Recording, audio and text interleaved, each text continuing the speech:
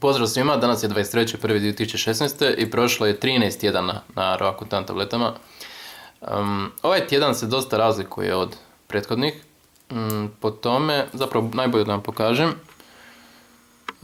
usnice su mnogo više suhe nego inače i ovo je sada glavni problem.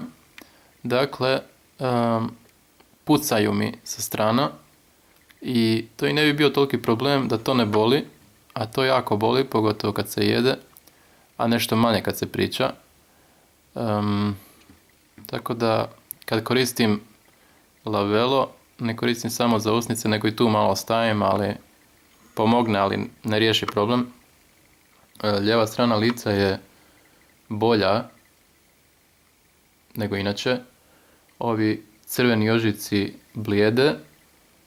Imam neke probleme ovdje, ali ništa u odnosu na ono što je bilo prije. Desna strana je ovo područje je ok. Ovo tu je malo oštećeno, ali dobro.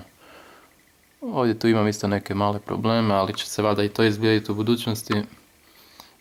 Nos je malo crvenkast, ali je ok. Brada je isto crvenkasta, a čelo je uvijek dobro.